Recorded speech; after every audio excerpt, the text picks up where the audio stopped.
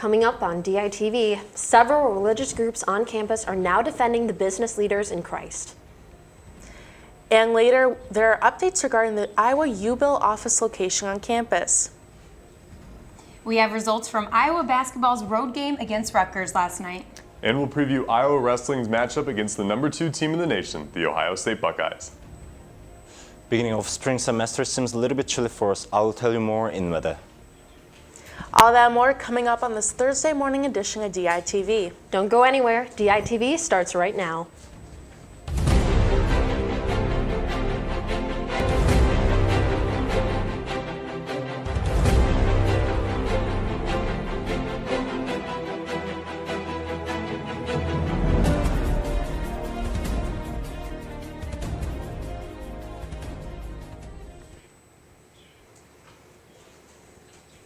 Good morning and thanks for tuning in. I'm Sydney Zatz. And I'm Kaylin Cluck.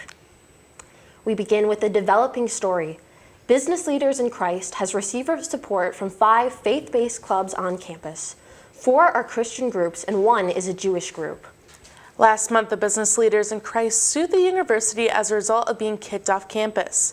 It came after a leadership position in the group was denied to a gay student. The Christian group feels UI penalized the group due to religious beliefs. We'll keep you updated on the story as it further develops. Iowa K-12 students may be required to learn patriotism and Americanism. The Iowa Veterans Commission, led by Marine Corps veteran Dan Gannon, has introduced this initiative. This will be presented to the Iowa legislature during the 2018 session. Gannon has said other veterans are disappointed with the lack of time spent teaching students about the sacrifices of veterans. There are currently no state requirements that patriotism be taught in American schools. According to the American Civil Liberties Union of Iowa, it will be unconstitutional to require the Pledge of Allegiance. An Iowa House panel has approved a measure to ban automated traffic cameras. Beginning July 1st, cities cannot issue any tickets through the use of speed cameras or red light cameras. Any ticket received before then still needs to be paid.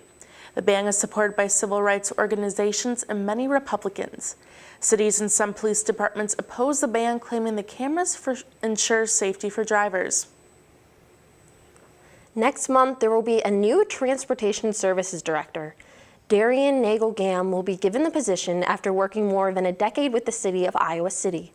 Jeff Fruin, city manager, said, quote, "Her extensive experience in transportation planning will greatly benefit our community," end quote. Nagel-Gam will oversee the development of transit parking and maintenance of the Central Business District. She officially begins the new position Thursday, February 1st, 2018. The UI Registry Office and UI Billing Office recently combined to help meet the needs of more students. DITV reporter Lauren Varell has more. Starting January 2nd, the UI Service Center, located in room 17 of Calvin Hall, opened a brand new location for students to ask questions regarding their U-Bill.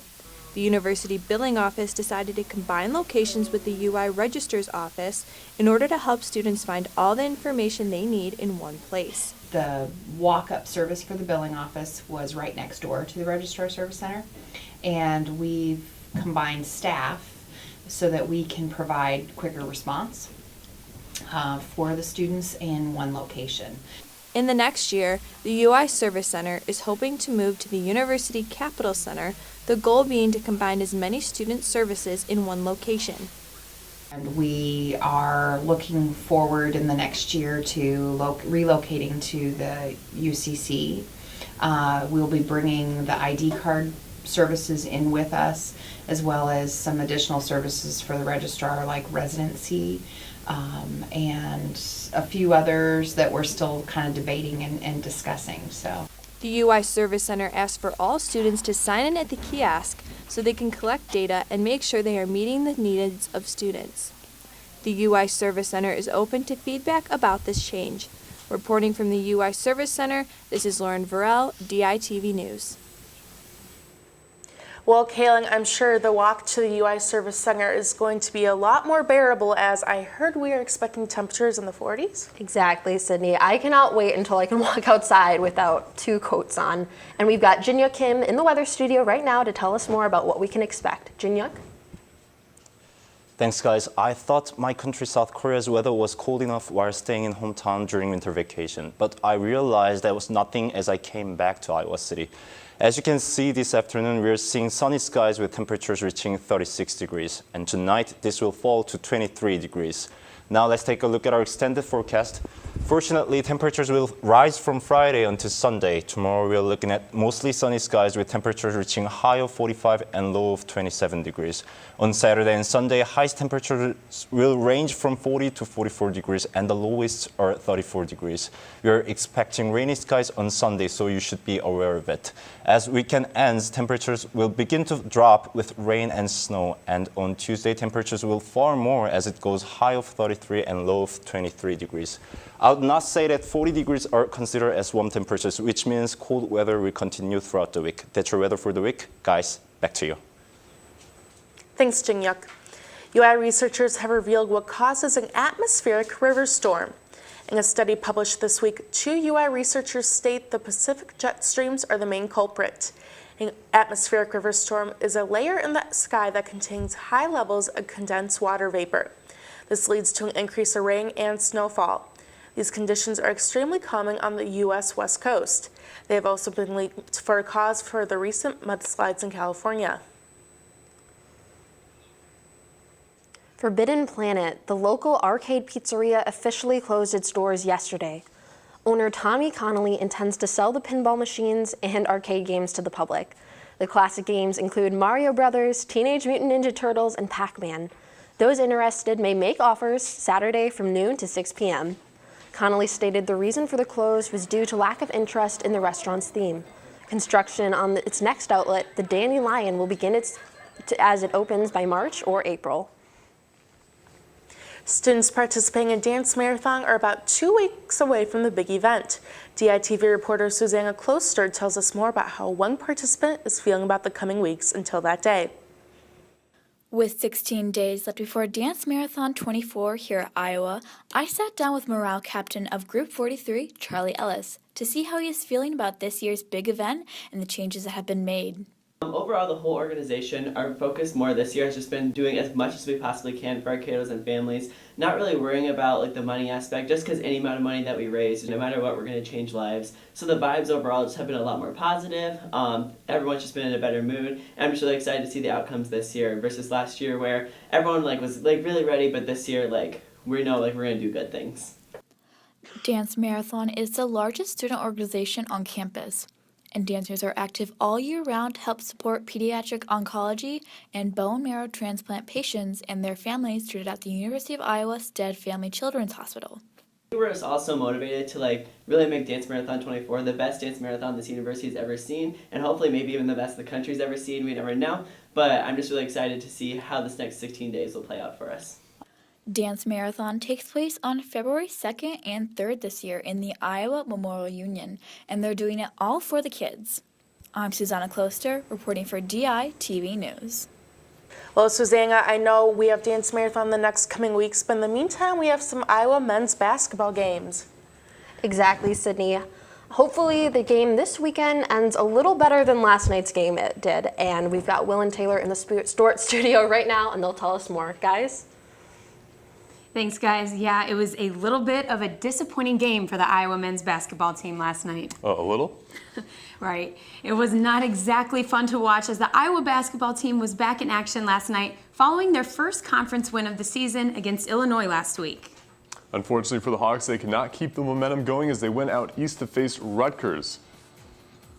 In the first half, it was more of the same for Iowa as Rutgers' Geo Baker went in for the steal against Nicholas Baird, chased the ball down the court, and finished in style with a two-handed dunk to give Rutgers a 9-point advantage. The Scarlet Knights finished out the half up 38-24. Well, there aren't many positive highlights we can show you from the Iowa side of the ball, except for the second half steal from Tyler Cook that he passes to Macy Daly, back to Cook to Daly again, and then to Jack Nungy for the dunk. But that wouldn't be enough for the Hawkeyes as they dropped this one 80-64. With this loss, the Hawks fell to 10-10 this season and 1-6 in conference play. Here's what head coach Fran McCaffrey had to say on the loss. But we never really, until the very end, did we ever really look comfortable offensively. And we were working, we were moving the ball a little bit better.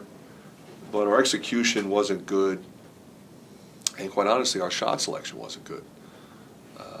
So I mean, if you're, we're shooting turnaround jumpers, a lot of jumpers. I mean, we only shot 10 free throws. You got to drive the ball. You got to get the ball inside. You got to make sure you're in the bonus late, which we eventually were. That's how we got 10. But we settled, I thought, in that beginning portion of the second half. And you can't do that, not when you're behind and not when a team is playing as well as they were playing. One of the lone bright spots from this game was Jordan Bohannon, who finished the night with 22 points, including 5 three-pointers. The Hawks are really going to need to rely on him as they enter a tough stretch of their schedule. I definitely agree, Taylor, since it won't be getting any easier for the struggling Hawks, as next up on their schedule is the third-ranked Purdue Boilermakers, who will come into Carver this Saturday. It's going to be a tough one. The Iowa wrestling team hits the road this weekend, where they will be traveling to Columbus to take on the number 2 ranked Ohio State Buckeyes. The Buckeyes should be a tough test for the Hawks, with 6 of their 10 wrestlers ranked in the top 5 of their weight class. And don't forget a couple former national champions in Nathan Tomasello at 125, Miles Martin at 184, and of course, heavyweight Kyle Snyder, who is also an Olympic gold medalist. The formerly top-ranked Buckeyes fell to number 2 in this week's rankings, but they might be on a different level than the Hawkeyes, as head coach Tom Brands explains. Ohio State and Penn State keep flipping. Penn State brought a guy in a red shirt. He had a good win against Michigan. Now all of a sudden he's factored in the whatever TPI or whatever it's called, those rankings. So now Penn State's number 1, Ohio State's number 2 in some polls. And last week it was the other way. And they're the 2 that are flip-flopping. Nobody else is in that category. Yeah, for sure. I mean, number 2 ranked kid, like you said, is a defending national champ. I mean, he's not going to come out and take it easy. He's going to try to win. He's going to try to get major, and I'm going to try to win too. So it'll be a fun day. The duel will be a little bit of a homecoming for Iowa's Alex Marinelli, who chose to wrestle for the Hawkeyes over Ohio State in his recruitment process. Growing up, I had a Carver Hawkeye Arena poster above my bed, and that's just something that I've always dreamed of, coming to Iowa and, being on this campus. I mean, it's a small-town feel. You get that small-town feel, the cornfields. I went to high school, St. Paris Graham, and that's a country town, and they know how to work hard, and that's just Iowa. Taylor, this really should be a really exciting meet between 2 top 5 programs. We'll have more from this meet in our Monday morning broadcast. Yeah, I can't wait to see how that one turns out. Well, that's all we've got for you today in the sports studio. But be sure to tune in tomorrow for the first courtside show of the new year, hosted by our very own Mary Kate Herron and Zach Mackey, where they will break down Iowa's matchup with the Purdue Boilermakers. Guys, back to you at the desk. Senator Joni Ernst hosted a town hall meeting in her hometown of Red Oak, Iowa. Barb Melson of Stanton asked Ernst if she would denounce Trump for his white supremacy talk towards other countries. Ernst replied by saying he is, quote, a respected world leader.